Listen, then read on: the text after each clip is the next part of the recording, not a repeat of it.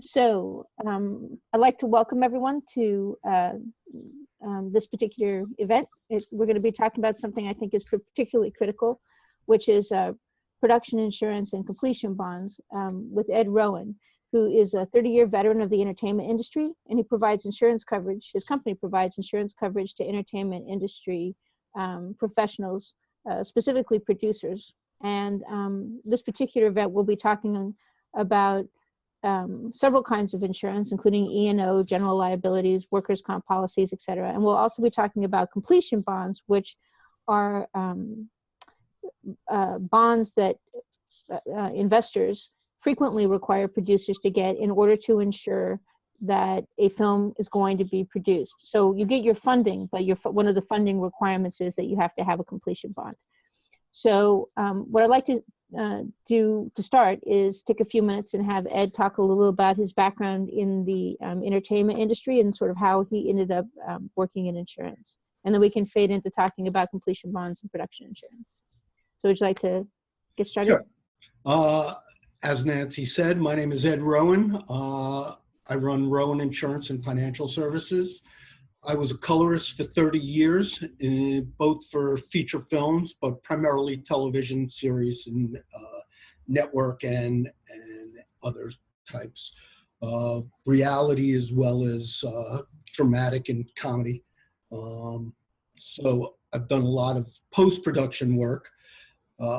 In 2010, what happened was I had an uncle that needed some long-term care, and I started looking into long-term care.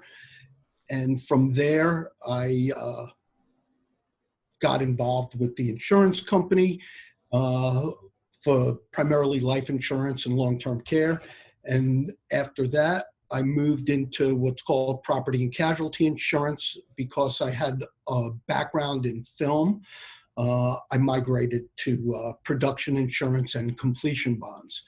So today we're going to talk a little bit about completion bonds, production insurance, the needs, what's involved, how do you get a completion bond, why do you need a completion bond, same with insurance, why do you need insurance to do your production and make it possible so investors feel comfortable.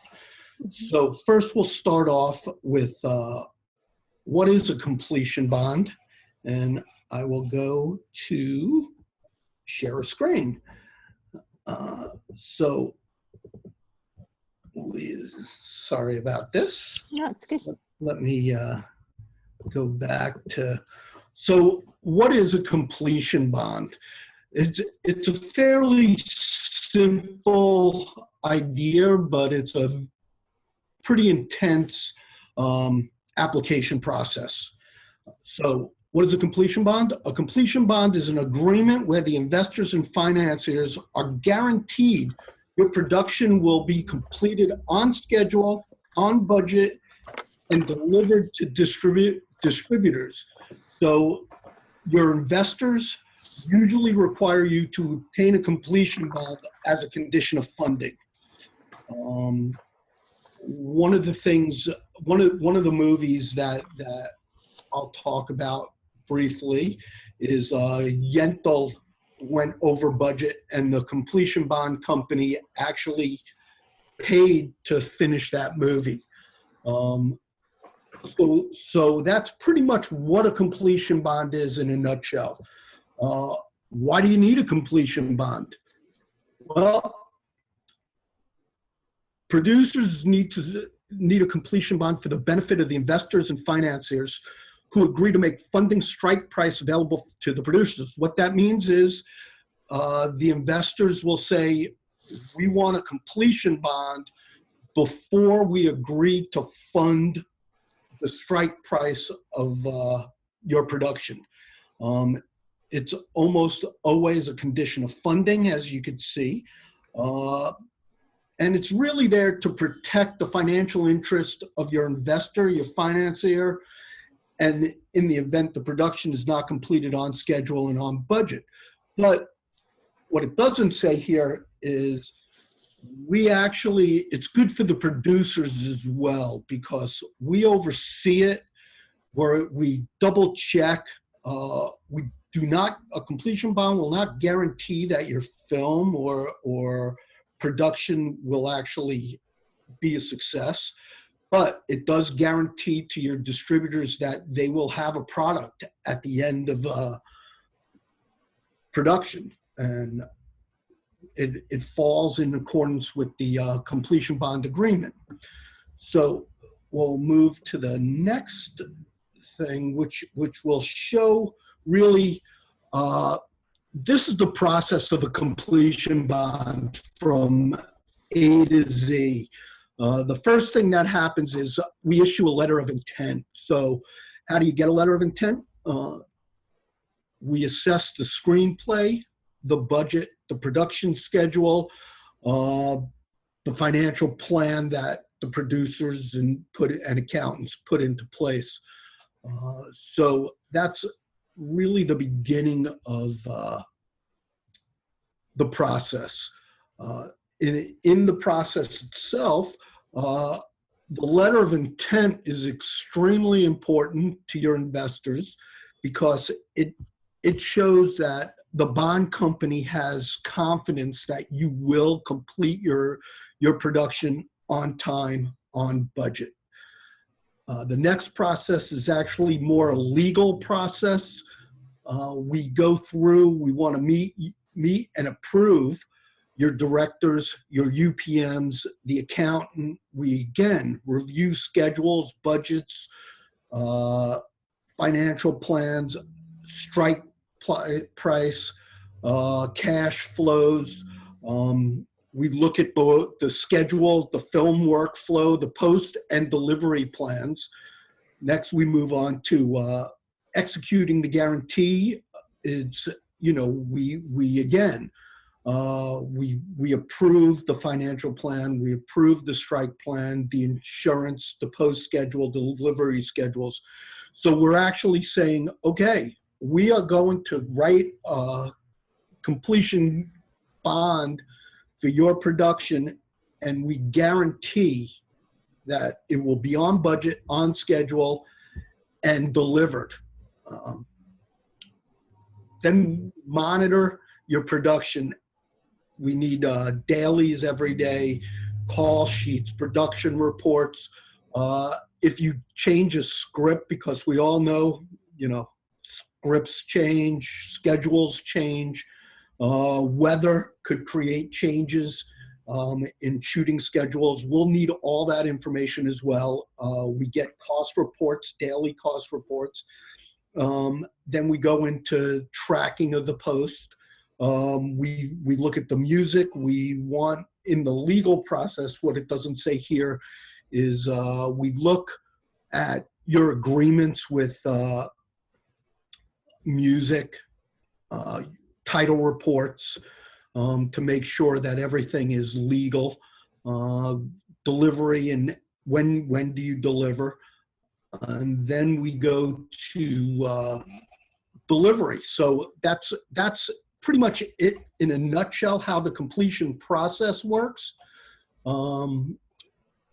So then, you know. Actually, before we leave this page, you refer here to two questions. First thing is, you refer here to a strike price. So what's actually included in the strike price? Okay, what the strike price actually is the strike price is your production costs, complete production costs. We need to know above the line, below the line costs, insurance fringe, union fees, union costs, payroll fees. It's post-production fees. P&A? What? P&A? Yeah, we need to know all your financial costs. It does not include any kind of marketing costs is not included in the strike price usually. Marketing, things like that. Let's say you have a deal with a post facility that they're going to let you use their facility and provide you, you know, post free of charge because you're giving them points in your production. they will, we will need to see those agreements as well, to make sure that they're going to follow through with what they agreed upon. So it's a lot of times it's for your benefit, but that's what we fund on. The bond is based on the strike price or production costs of your production. So you shouldn't. So the second question I was going to ask is, you issue a letter of intent at what point in the process? So if I'm a producer and before I start approaching investors, I should come to you with my UPM or line producer and the screenplay, budget, production schedule, finance plan, and then you'll issue a letter of intent. Is that correct? And then once I get somebody on board for funding and create all the subsequent documents, then I bring it to you to actually get the completion bond, or because I might not know the finance plan until I know who the financier is, correct? Yes, but before any investor or financier or bank will consider providing funding for your production, you're often asked for a letter of intent from a completion bond company. And what this does is it really demonstrates that a bond company has said, yes, this production will be on schedule, on production, so an investor will feel more comfortable with your right. And so as part of the closing instructions for finance, before money starts getting put into a bank account, one of the escrow instructions will be the completion of the bond? Or when is the bond actually underwritten? It before funding or immediately after funding, or? A bond is actually, we'll issue a letter of intent before funding. Mm-hmm. But the bond is actually issued after we have proof of funds. Right. So you're saying that before funding, you will go to before funding, that people should come to you when they're putting together their PPM and all that stuff. They come to you for the letter of intent, and then when they actually get an investor interested who says, "Yeah, I'll put up the money for your project," or a bank's interested in putting up financing the amount that you expect to get from state rebates. At that point, people will come to you and they'll say, "Okay, we want to go forward," and that's when you'll say, "Okay, so." At that point, because what you need to have before you can get this is the cash flow. You need to know when the money is going to be coming in, and because the bond company needs to know that you're not going to run out of money at, week 3 or week 4. Correct. We look at your financial plan. We make sure that your financial plan is a good financial plan, and it meets all the requirements of the bond company. Mm-hmm. Your production schedule is a good schedule, that you have everything organized. The budget is there. So we look at all those aspects, and we evaluate whether or not this production will be on schedule, on budget. Right. And if it's the case, if you're looking at the cash flow, so people might not know what a cash flow is. A cash flow tells you week by week how much money is going to be in the bank account. Because what happens is the investors and financiers rarely put all of the money into the production bank accounts at one time. They sort of put it in as you reach certain benchmarks. Correct. So what you can't have happen is for the cash flow to be, you need to front load the cash flow so that you can be sure that on week 3, when you're shooting the big stunt scene, that there's enough money in there to cover the actual big stunt scene that you're shooting. Yes, and we get into, from a financial standpoint, we require a contingency allowance. Mm-hmm. A pretty standard contingency allowance is 10%, mm-hmm. Which as we go along, we'll get a little more involved into what's required with the contingency. We always require a contingency. because what happens is we don't want you to run out of money. We don't want to pay any kind of overruns that the production has. Mm-hmm. So we look at all those aspects of your financial plan and cash flow and make sure that everything's in accordance to our bond agreement. Right. And if you see somebody, if you look at a project and you don't like the UPM, or like he's had problems in the past, or you don't like the lead cast, or you don't like the director, I mean, you'll refuse to do the bond, right? Like, in other words, you have like requirements in terms of cast and crew as well. For the crew, for the director, if he has a lot of issues, your bond cost might go up. Mm-hmm. A UPM, same thing. We do have approval, but it's pretty rare that we'll say, you can't use this UPM, you can't use this accountant. They can. What happens, and we'll go through a little more of that, if all of a sudden costs get a little out of control, we have the right to take over your production. Mm. And at that point, we'll come in and say, okay, first we'll put someone on your set. We'll put a representative actually on the set. We hope it never comes to that, obviously. But we'll put a representative on the set of the production, and, worst case scenario, I mean, we'll pull a director off the production. Wow. We do have the power in the agreement to take control. So the reason that's important is that people need to know that the bond company is an active, and it has a very active role in the production. It's not like it's not like insurance where you're never going to see the insurance guy. It's like they're going to be tracking you. No, I'm only kidding.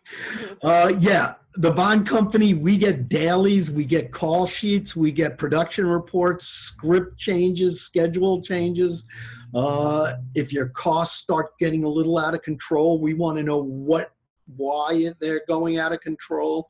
We have a lot of control of the production as far as financial goes. Mm-hmm. But it's good for the production as well. Mm-hmm. We're double checking your production as well. So it's not, it's not a bad thing. We're there to keep everybody honest and to keep your production cost in the realm of what we agreed upon. Your investors want us to keep it in cost to what was agreed upon as well. Cool. So we can go on to the next. I'm sorry I interrupted you. I just don't want to make sure people understood the strike price and understood when to approach you. Yeah. We before your production, and once you have a schedule, a budget, a screenplay, and a financial plan, that's really when we first start doing our assessment of of whether we're going to issue a bond. Okay. So we work with you, with your producers, very closely throughout the production till delivery. We don't guarantee that your delivery agreement, if they say at the end, we're not going to give you delivery money or our agreed upon, price. We don't guarantee that, but we guarantee that there will be a product to deliver. Cool. Okay, so whoops, sorry, I don't know if you saw that. Okay, so as we spoke about before, how do you get a letter of intent? Well, like we mentioned, investor, they'll want to see a letter of intent from bonding company before they issue funds. And like I said earlier, it demonstrates that there is interest in bonding your production and the bond company has already assessed the production and approved the screenplays and the budget and schedule and financial plan and said, yeah, this is a doable production. So that's very important. Like we mentioned, what's needed for a completion bond? Obviously, you need to enter into a completion agreement. It is a legal document, so I suggest you have a lawyer look at the agreement. We want to see proof of funds, like I mentioned. If it's a lower, if the completion bond is under $5 million, usually, we'll actually want to see some collateral as well. If you have proof, we will need proof of funds, because we're not going to give you a completion bond without proof of funds. You need a screenplay, a budget, and it includes what we called, what we spoke about earlier, as contingency allowances, insurance, fringe, cash flow schedules, shooting schedules. So as you can see, we are very involved, like I mentioned earlier, in your production from day one through delivery. During the production and post-production process, we'll need schedules, we'll need call sheets, rap sheets, all reports. We do, I keep mentioning it, contingency allowances is so important. We need proof of insurance, which we'll get into a little later. We want to know that your production is insured. So we'll need some kind of proof of insurance, which our company does provide, full production insurance.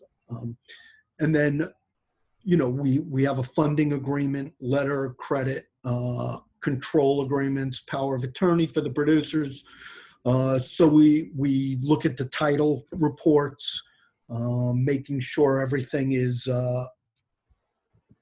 on par. So what should you budget for your contingency? A general rule is 10% of the direct production costs.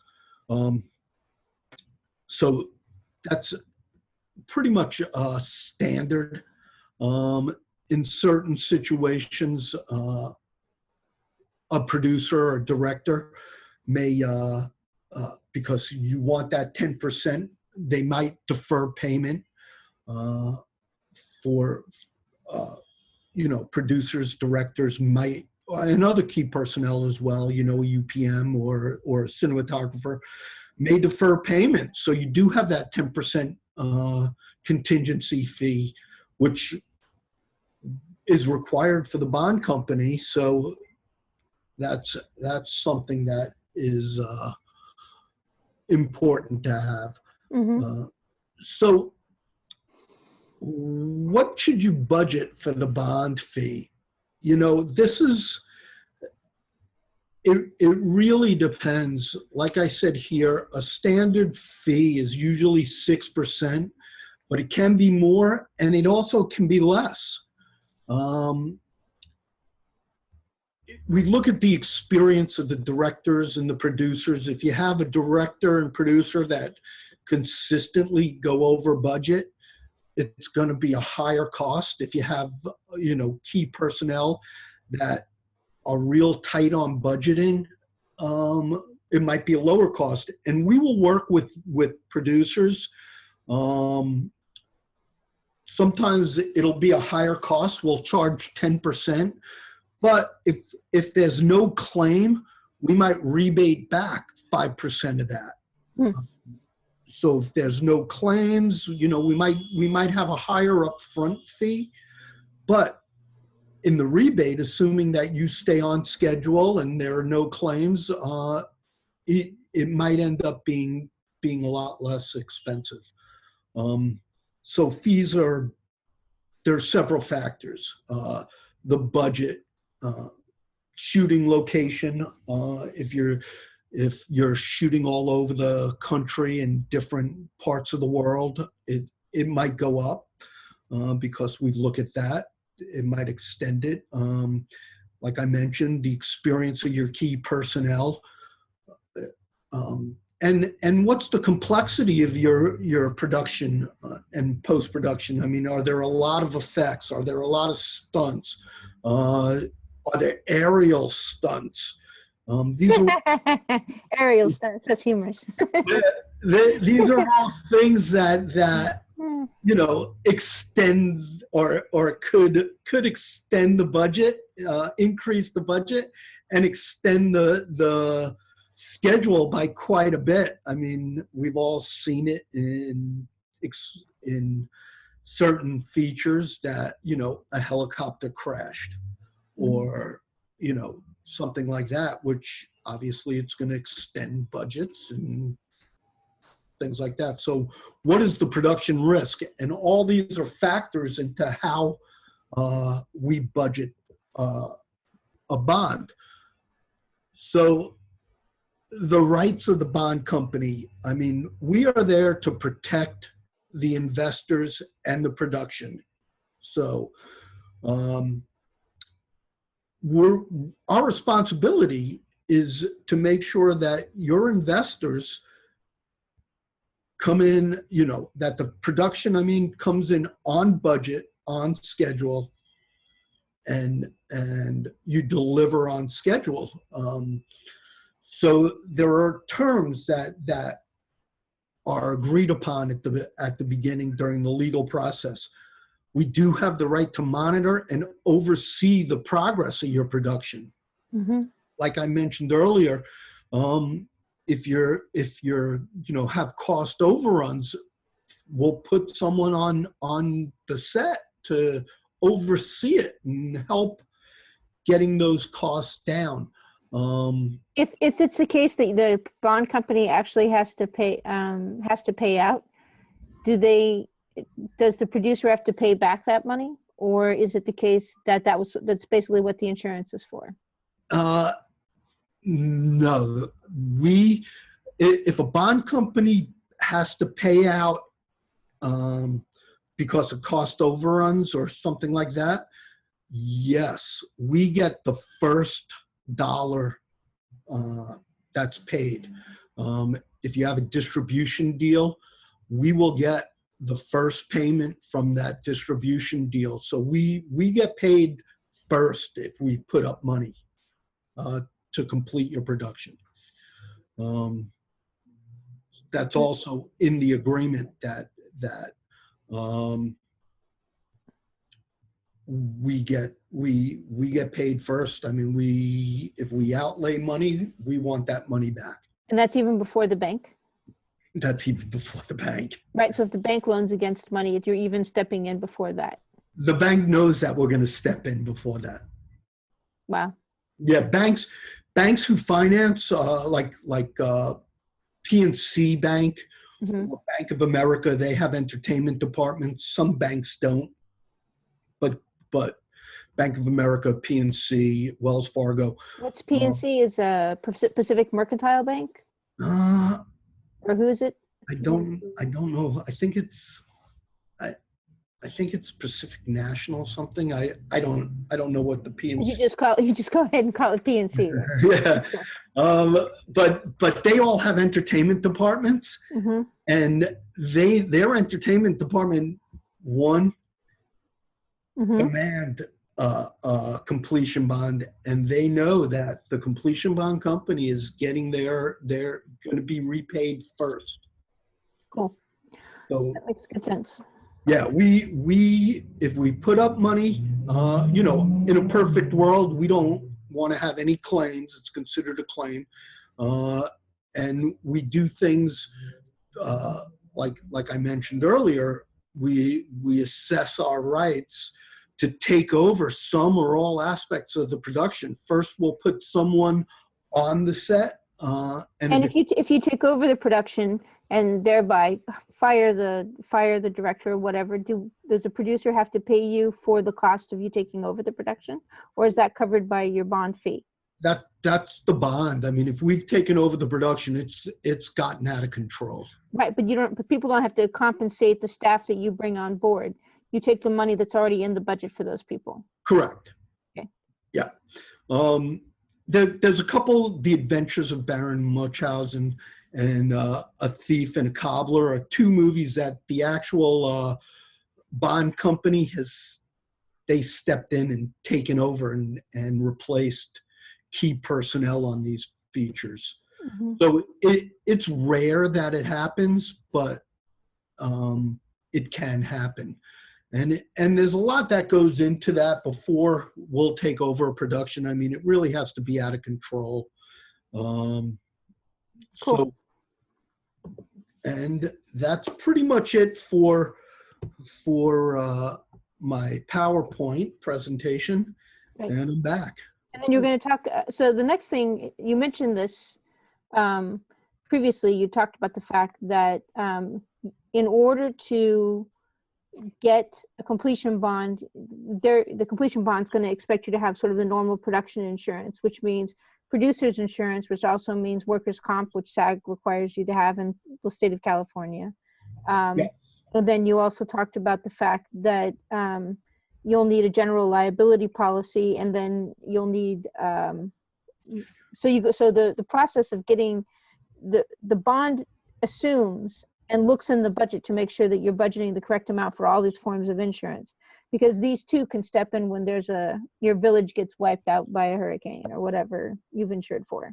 Yes, the insurance will cover costs. If, God forbid, there's a hurricane or something like that, obviously it's going to extend your production a little bit. That would be an insurance claim, not so much a bond claim. The bond comes in if the delivery is not on time, but if the insurance will pay to extend that, your crews get paid. Like we spoke about earlier, your key actor or, main actor or actress gets sick. And that's actually, I think, something that we should spend a few minutes talking about. First of all, I'm going to mention a name of a kind of insurance, and you're going to give me a quick definition of what it covers. So workers' comp.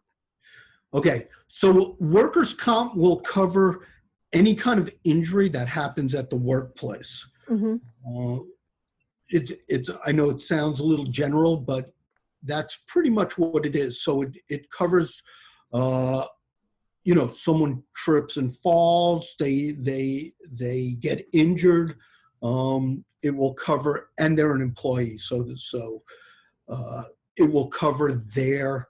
Does it cover contractors as well? Because usually directors and so forth would be a contractor, maybe not an employee, or would they be an employee? They would be considered in production wise. They're considered employees. I mean, it would cover if they got injured. Yes. Cool. We'd have to look at their actual agreement. It may or may not, but usually it does. The guilds and the unions and all that require that there's workers' comp for their employees, for their people. For their people. So it covers that. General production insurance is covered under what's called inland marine. So that would cover your cameras, your lights, the cost of camera got destroyed for whatever reason. Rental locations? What's that? Rental locations, like the locations you're renting? Or would that be a separate policy for specifically? That would be liability. Yeah. So we would cover, the stage or something got, a perfect example. It's, again, something we spoke about a few days ago. Someone thought there was asbestos on a stage, and that was an insurance claim because once he called safety, production stops. So production stops, they get everybody off the stage, and hazmat comes in and does their review to see if there is actually asbestos. This is an actual situation that happened. So they come in and look, and in this situation, there was no asbestos, so production was delayed almost a week. By the time they evaluated whether or not there was asbestos in there, they took samples all over. So that was an insurance claim, because you still have to pay your personnel, your actors, everybody else. So that was a producer's insurance claim. That was a production insurance claim. Right. Yeah. So it wasn't a liability claim, because it wasn't like you'd rammed a truck into the side of the building and cracked the foundation or whatever, and so you didn't have to repair the truck or repair the building. That's a liability thing. But the producer's insurance covers the production against unforeseeable delays caused by things like this, like if the leading actor gets sick, which happens. Right. If the leading actor gets sick, that's actually covered under the cast insurance, which we provide. And is it is the delay to the production covered by the cast insurance, or is just the cast being, or so the cost associated with him being sick and delaying production would be covered by the cast insurance? Yes, it would be covered under actually, it's all covered under the general liability, and the cast insurance is part of that.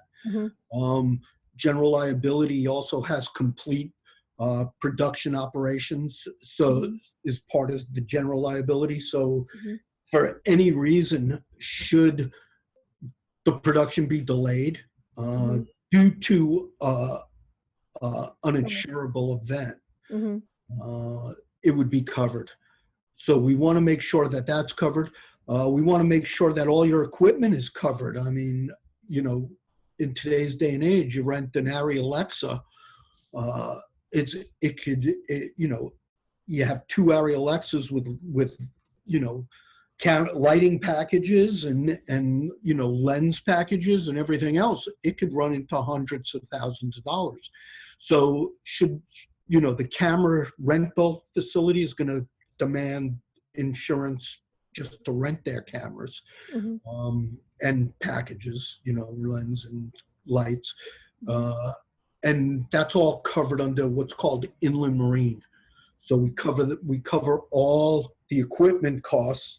We cover the cast, we cover the production cost should there be a delay due to an insurable event. You also mentioned, actually, the interesting thing about the cast insurance is that the cast insurance has specific requirements in terms of what the cast can't do. Like none of this jumping out of a plane. No, you're not either going to go, like you mentioned, riding on a motorcycle and so forth. There's things that the cast can't do because they're currently being insured. Because if they get hurt, it could cost. Right. We are there to protect the production. The difference between insurance and a completion bond is the completion bond is really there to protect both the production and your investors. Production insurance is there to protect the production against any kind of unforeseeable acts. So let's say that I'm running a production and I decide that I don't need workers' comp, and somebody decides to climb on top of a ladder and falls down and cracks their head. What happens then? Well, first of all, if it's a SAG or any kind of guild, they're going to demand as part of their agreement that you have workers' comp. But let's say that you don't. What happens then? Let's assume you don't have workers' comp, and we'll do the worst case scenario. Someone gets injured. They've gone to the hospital, and the physician actually reported to the workers' comp board that there was no workers' comp insurance for your production. The workers' comp board will come down, first of all, and there are penalties per employee per day that are fairly high. And, they could take if you own a home, they could take your home away, that cast member that got injured or crew member that got injured. I mean, there's serious liabilities to not having any insurance. Right, and does it matter whether or not they're employed or not, whether or not you're paying them or not paying them? No.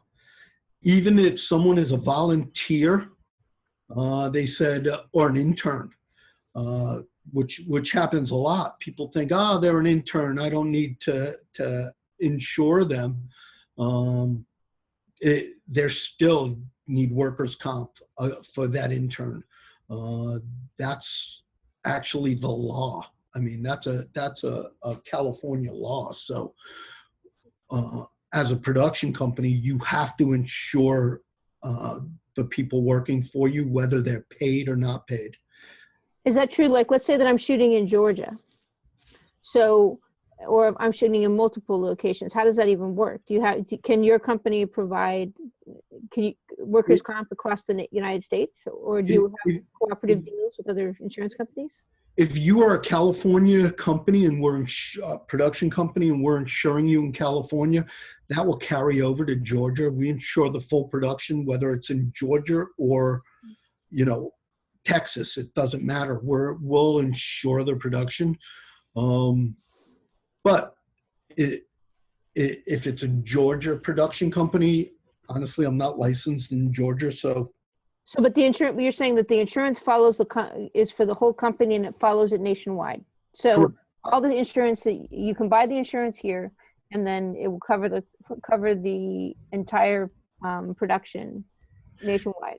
Yeah, I mean, the general liability and inland marine and cast insurance, the general production insurance, we cover that worldwide. Really? So, except there are some exceptions.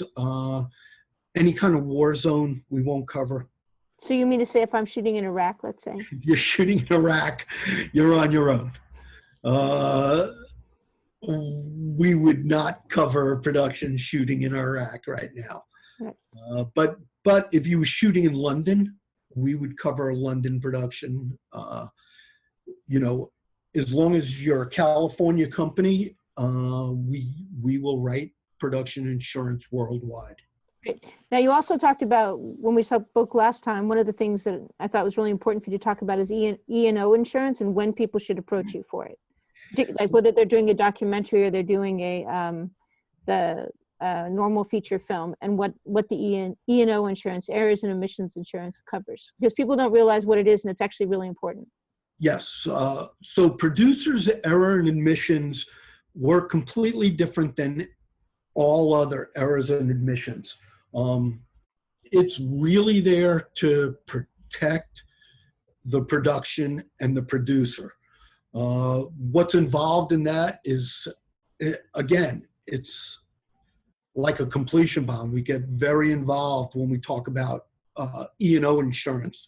We want to make sure that your title, your script, is you won't be sued because someone said that's my script. We mentioned not too long ago was Stairway to Heaven. Was in a lawsuit recently because Spirit, another company, another music group, said they stole my song. So that's actually an insurance claim, and the E&O insurance on the production will step in because we've already done our title reports, our searches, in addition to your title report. So we want to see that, and then we take it a step further. We make sure that all your agreements, all your contracts, everything is up to par, that there won't be an issue. Should you get sued for something, we step in and we provide your attorneys. We will pay the fee up to what the limit of the insurance is. So let's say that I hire a storyboard artist to work for me, and then I decide, and then you check my contracts to make sure that all the work product from everybody that works on the project, all of the contracts with them, give me the ownership of the intellectual property they create. It becomes part of the work product that goes with the film. So later they can't come back and say, oh, you can't use those storyboards in the book that you want to produce with the screenplay in it because because it's my work product. It's like, well, no, the contracts cover all of the intellectual property. You look at all the intellectual property contracts to make sure that people aren't leaving these gaping holes that later you can get sued for. Like when people say, well, I gave you the right to produce this particular film, but only to distribute it here in the United States. I only gave you the US rights, like some weird stuff they could just put in the contract that we wouldn't necessarily recognize. You guys will recognize. Yeah, our attorneys will look at all clearances. Mm-hmm. So even to the point of a magazine, you're going to use a magazine, a song, Really? a trademark. So let's say you have an agreement with a placement company to have Coke all over the set, or you're only going to use Ford cars. We want to see those agreements as well to see what they say, and to assure that if you have a Ford car, let's say, a lot of times in their placement agreement, they'll say, you need to show our car for X amount of times, for, it needs to be shown 10 times for 5 minutes in your... You mean for product placement? For product placement, you Right. actually want to see the product placement agreements as well. Yeah, we'll want to see those product placement agreements and confirm with the producers and say, okay, this says you need to do this according to your agreement. So that's all part of the E&O insurance. Cool. And when it comes to people who are producing documentaries, your E&O insurance makes it so that you're not, your attorneys check for defamation and check for those. And like if I decide that I want to say Marilyn Monroe had an affair with Robert Kennedy as well as Jack Kennedy, your attorneys will actually look at that and say, okay, public figure and they're dead, so that might be okay, or maybe not. In something like that, we'll want to see your script. If you have that in the script, the attorney is going to tell you probably to pull it out. Really? Mm-hmm. Because there is a risk to that, because Mm-hmm. Marilyn Monroe has an estate, Robert Kennedy has an estate, so there is a liability to that, and we will have you pull that out of the script. Mm-hmm.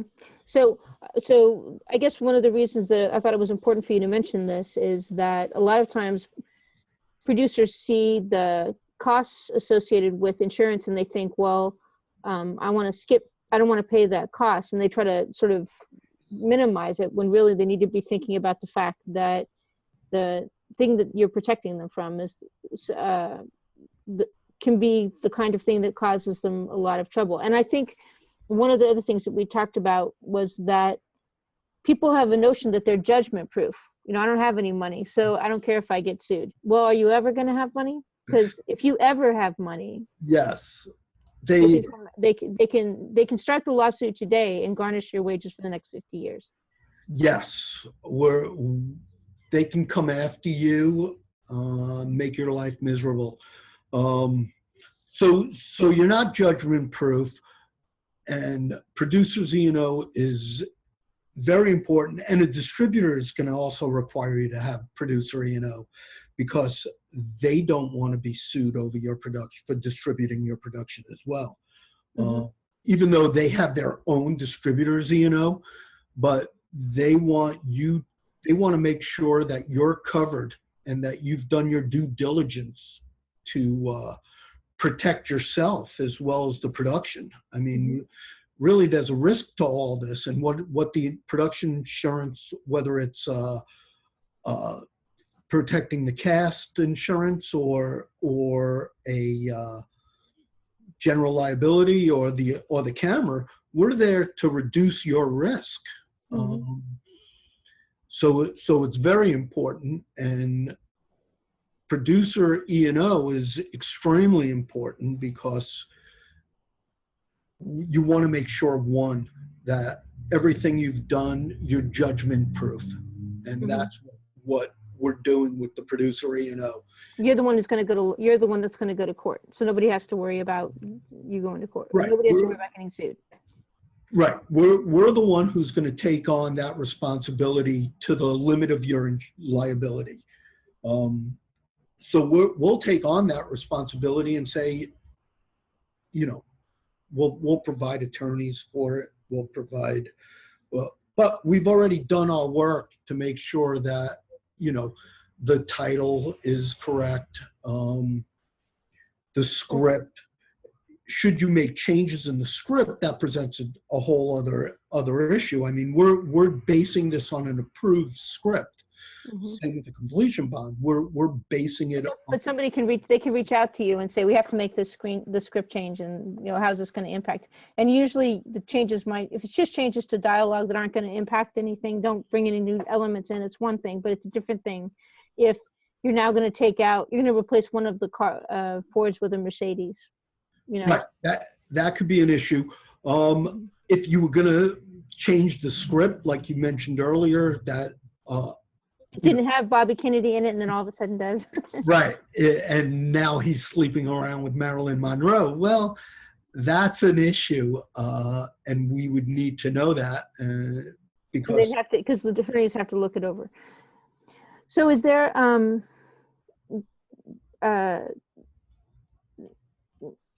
so when should people approach you for the production insurance?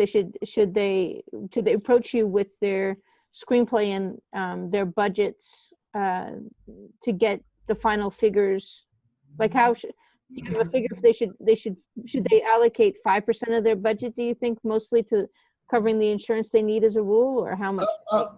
Again, it depends. I mean,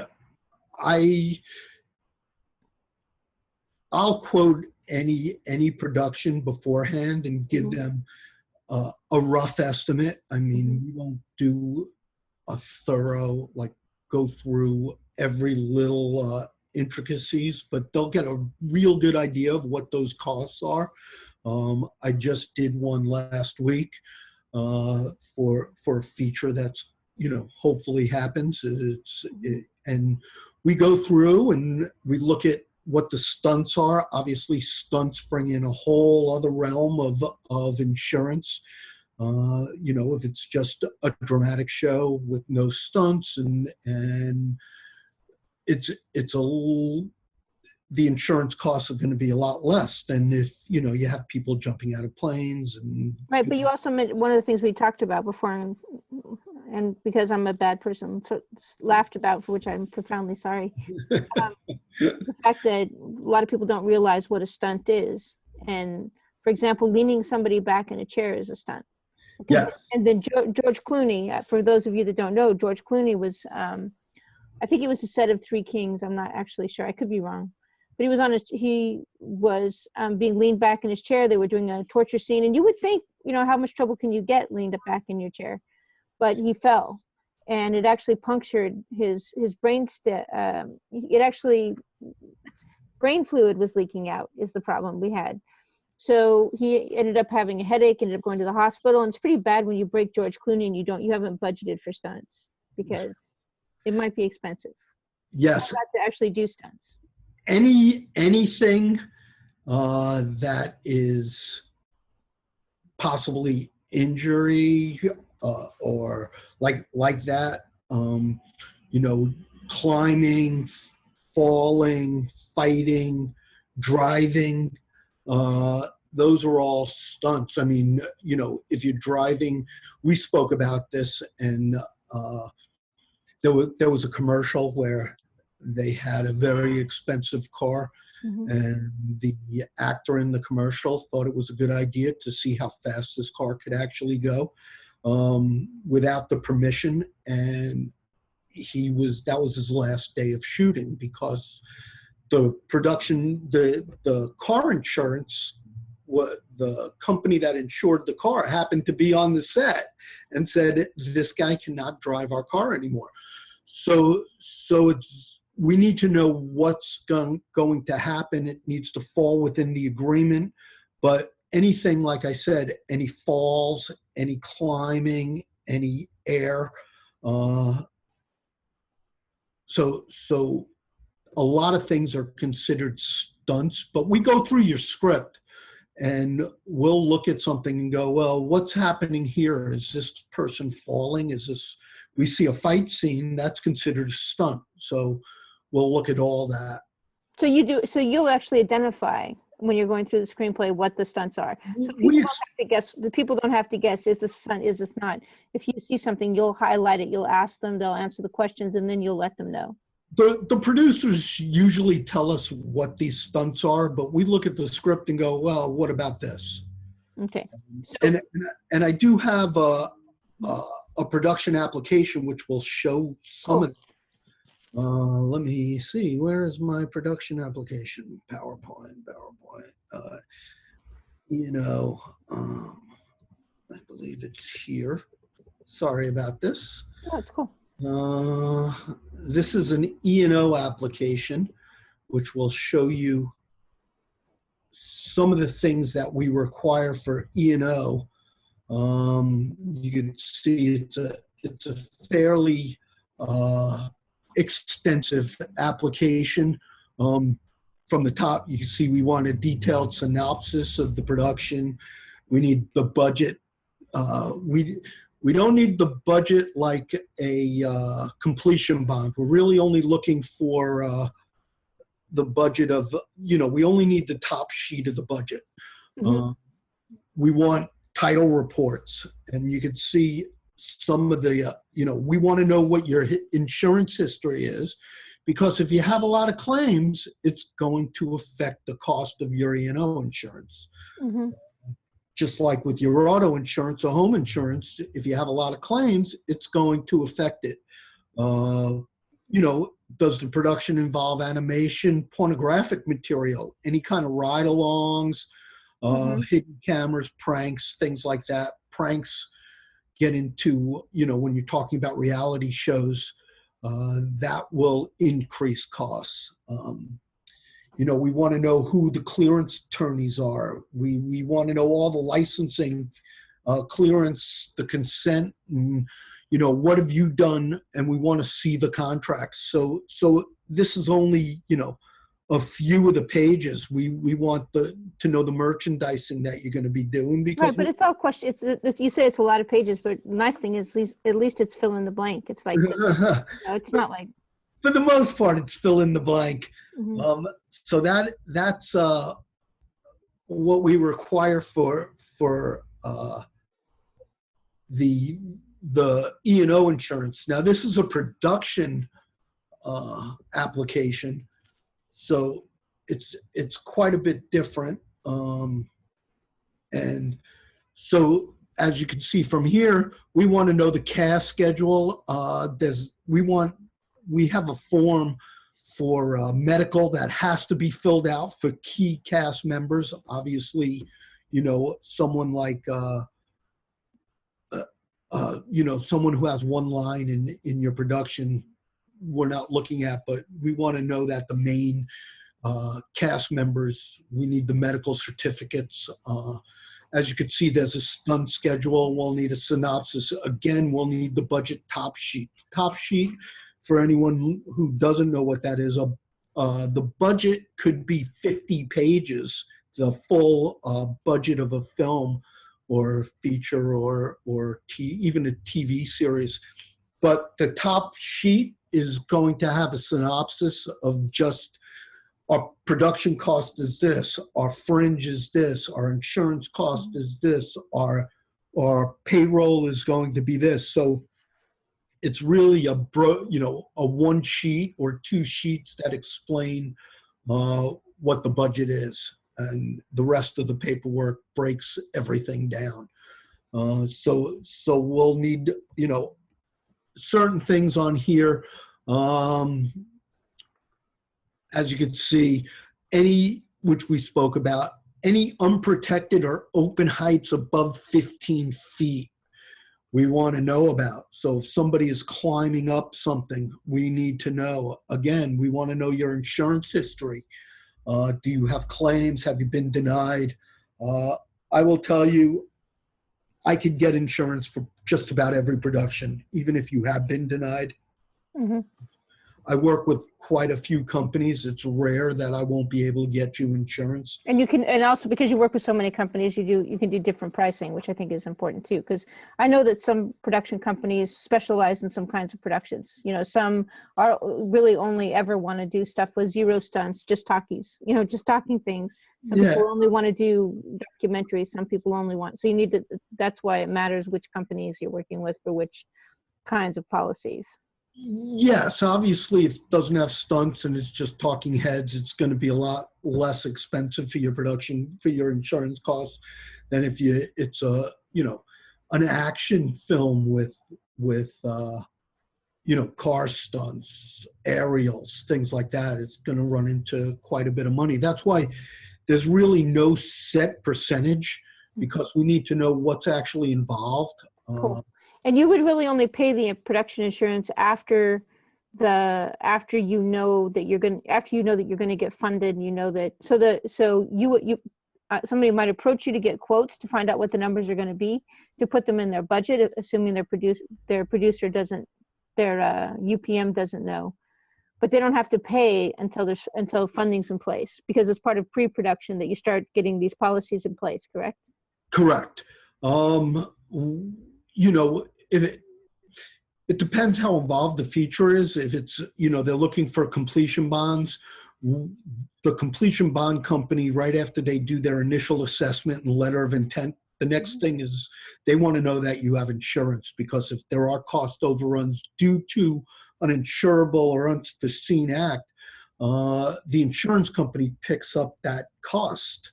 So they want to know that if a cast member is now sick, gets the flu for 3 days, and it's a $300,000 cost to the production, well, who's going to pay that $300,000?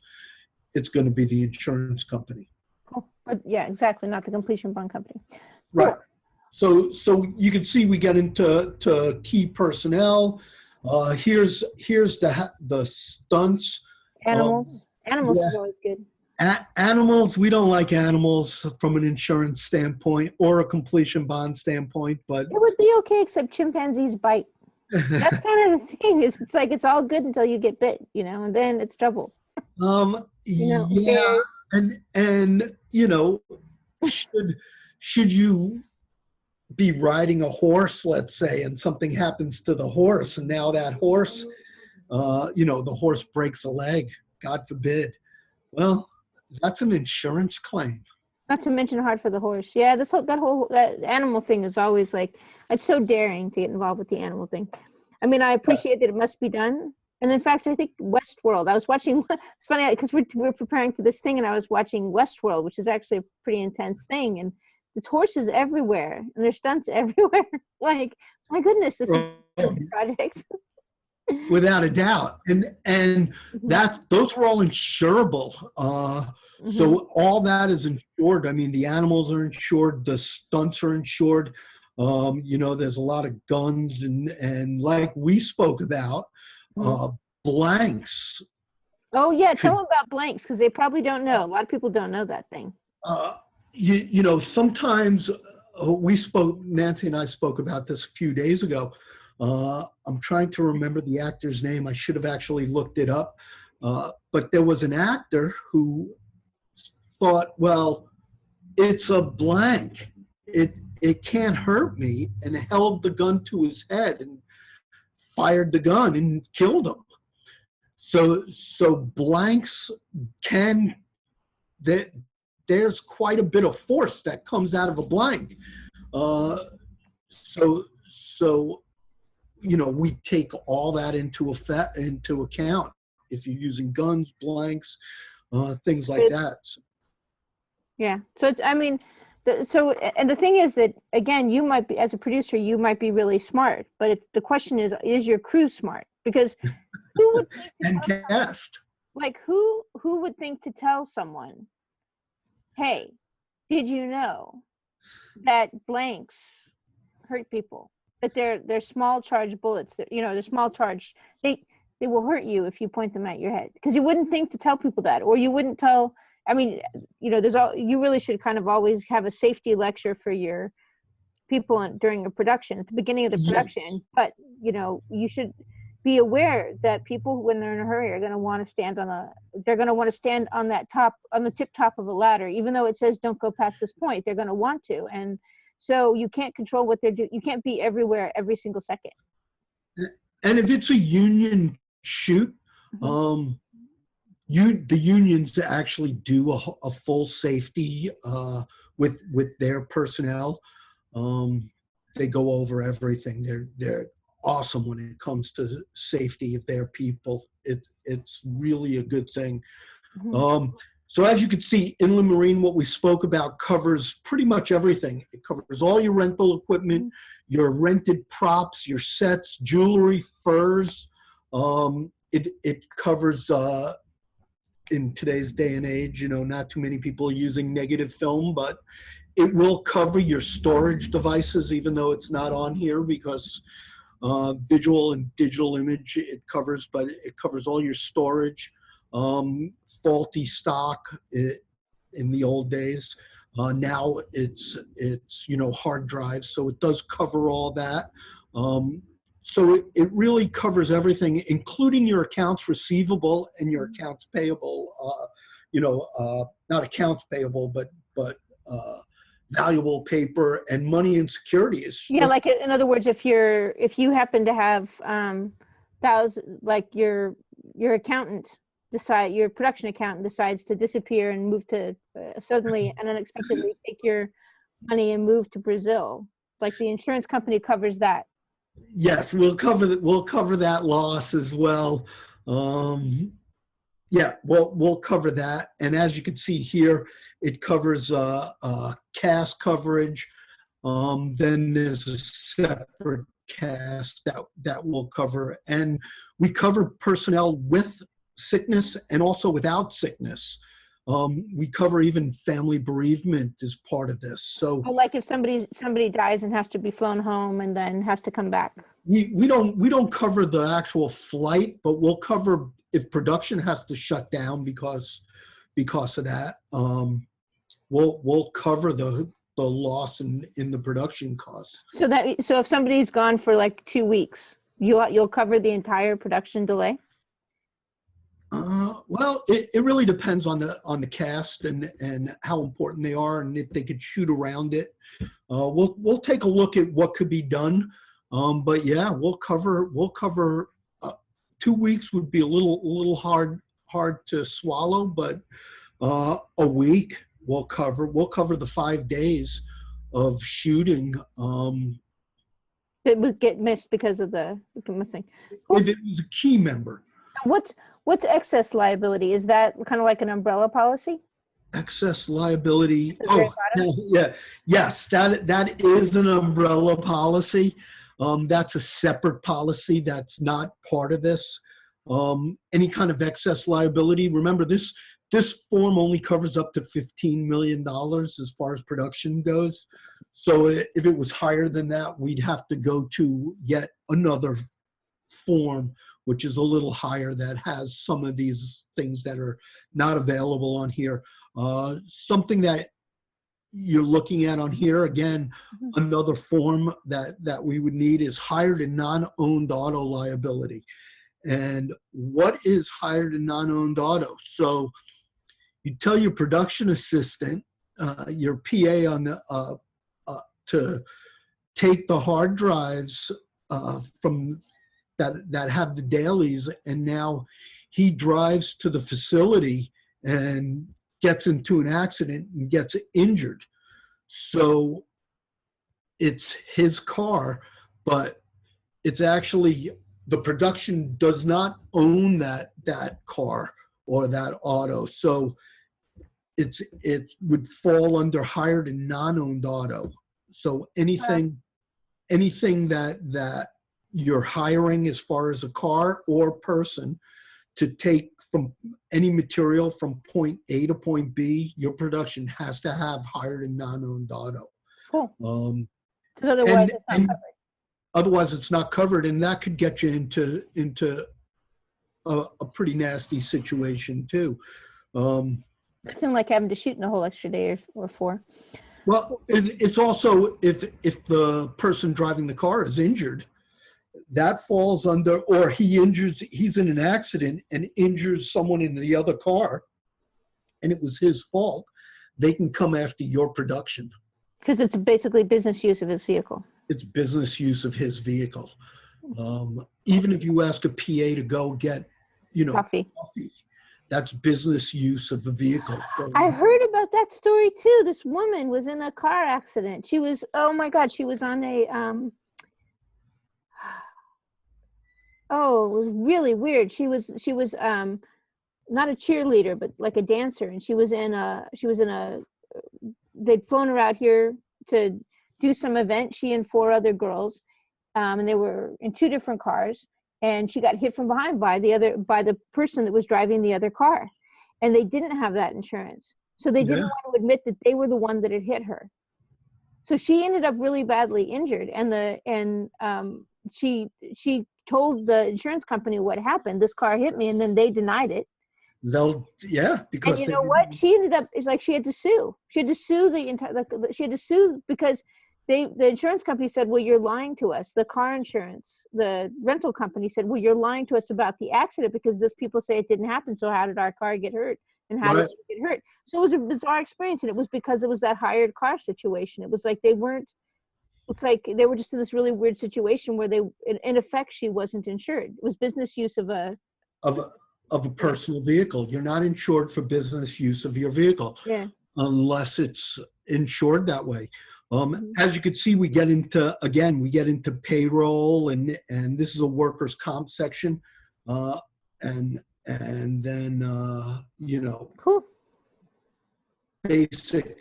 basic information, and so we go through again, and we make sure that you're protected. I mean, I don't know how much more I could emphasize. We're there to protect your production.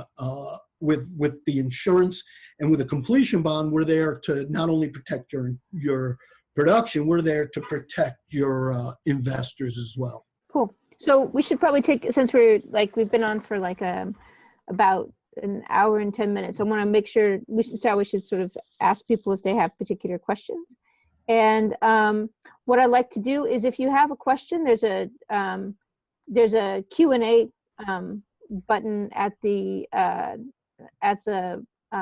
bottom of the screen, if you happen to be looking at a computer, or alternatively, you can send an email right now to nancy.fulton@yahoo.com, nancy.fulton@yahoo.com. And I think the question I almost always get almost immediately is, are you recording this event? And the answer is yes, I am. And what I'll do is I'll edit up the recording, and I'll give it to Ed to approve. And when he says it's okay, I'll go ahead and I'll make it available. And what that will do is it'll allow people who are, if there's something that you missed or that we didn't cover in detail slowly enough for you to hear, you'll be able to listen. And I think that'll make things a lot easier.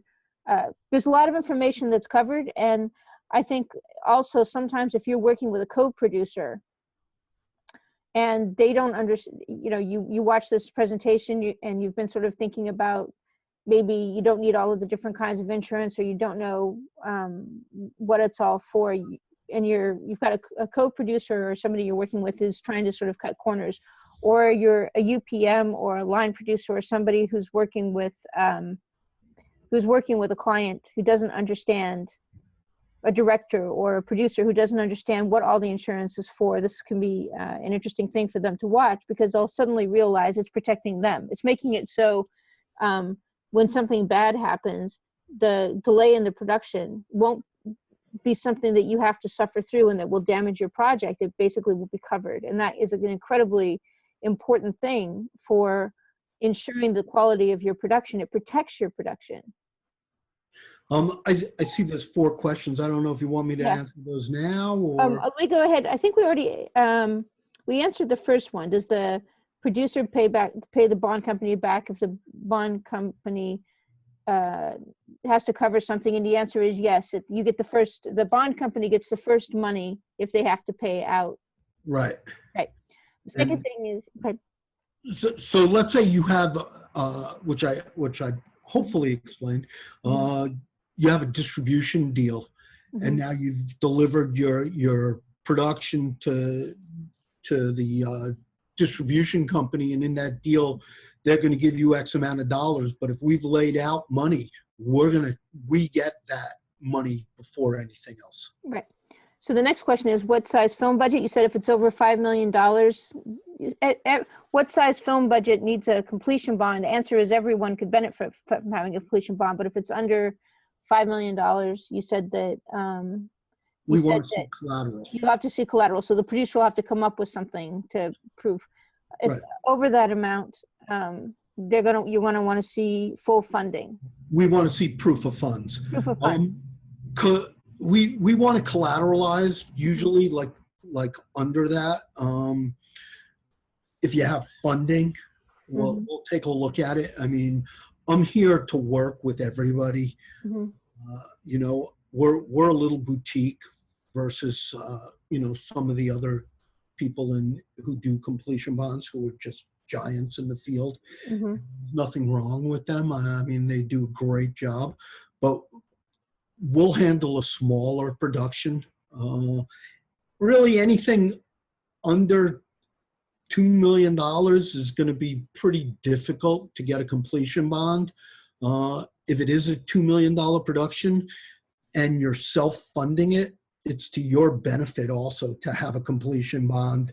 But then we would need some kind of collateral that you have that money and you have the funds. The process is similar with a few exceptions, because now we want to see your collateral rather than proof of funds. Right.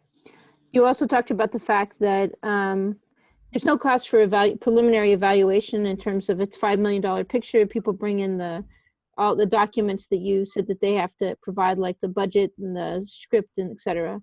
They bring those materials to you, and then you provide the letter of intent. And then you go through the underwriting process after there's proof of funds, and because you'll know then that they're serious about actually getting it. You're not doing all this work for nothing. Right. We'll do the letter of intent for free without. But the actual completion bond, you need to have proof of funds. I mean. Right. So this is an interesting question. I'm not sure what it means, and perhaps you'll know. How do you share insurance with other production companies? Is that even legal to do? I'm not sure what that. So in other words, if you have two production companies that are involved in doing a project, how does it work? We would insure we insure the project. So if would you name the production companies as additional insureds? Probably. Right. We would still want to see the producers and go through all that, but if there are two production companies, yeah, we insure the project, because if each production company has a percentage of this project. That's not really that's not our interest. That's your interest. Our interest to make sure that production, specific production, is covered properly. Cool. And then one of the things that I think people are probably going to have other questions, and they're probably not going to think about them until tomorrow. Can they email you at your Rowin address? Yes, they could email me. They could even call me. I'm willing to sit down with anyone and go through what will help them. Cool. And what's your telephone number? 424 777 2566. And I sit down with people all the time, because, like I mentioned when we started, I come from the entertainment industry, so I'm really there for, you guys. That's great. It's been amazing talking to you, and you've been incredibly helpful. And a lot of the questions, even though I'm pretty well versed and I'm always sort of been a fan of insurance generally, I learned a lot in preparing to do this particular event and in talking to you, because I hadn't realized how it actually preserves the film against being damaged by somebody getting sick. I mean, it would never occurred to me that somebody getting sick, I knew it would delay production. I didn't realize you could actually get coverage, not just for the person's medical bills or whatever, but also so that the production itself could be covered. And have enough money to go on and shoot as if that event had not happened. Right. We cover the loss that happens. Like I mentioned to you, we were working on a television series, and the key actress got the flu, and she was out for 3 days. Well, she's in every scene. So the first day, what they did was they shot all the reverses with the stand-in, and after that, they had it was a loss, and the insurance came in and paid that loss. Right, and if it hadn't been the case, it would be the case that they're just $200,000 less to shoot with. There's just less money, so you're just not going to have as good a production because you don't have as much money. You're like your back's going to be against the wall. Yeah, it was almost a $300,000 insurance claim. Right. So I mean, that's like a very powerful reason to have the insurance. It's worth it. It's like you go, I know it's expensive, or it may seem expensive, but the things it's preventing are more expensive. And so I think, and I don't think I always hear people trying to get out of the insurance requirements. And I always find, I'm even more convinced that it's like kind of stupid, because you're putting yourself at tremendous risk. And also you're damaging the ability of your project to be able to be finished on time, on budget, and in the quality that makes it so it can be distributed. So where are you saving money? You're not making a good project. No, we pretty much are there to make sure that your project and your vision gets done and distributed, and it's done on budget and on time, and that there's no risk to you as the producer. We cover, like I said, one, you're not going to get a camera without insurance. You're just not going to be able to rent a camera. You're not going to rent equipment, sets, things like that, because they're all going to demand that you have insurance, and we cover all that. It's amazing. Anyway, thank you so much, and I hope people do reach out to you if you have any questions. If anybody has any questions, feel free to reach out to Ed, or you can email me. I'm nancy.fulton@yahoo.com. And I want to thank you very much for coming on, Ed. It was truly amazing. Thank you just for speaking with the group. It's really kind. And then the next day or so, I'll send you off the recording and give you a chance to give me notes. And if we'll make it available to everybody who was interested. Okay. Okay. Thank you so much for listening to me. No, it was amazing. Hopefully, it was informative and not too boring for you. So, thanks everybody. Talk to you later, man. Bye, everybody. Bye.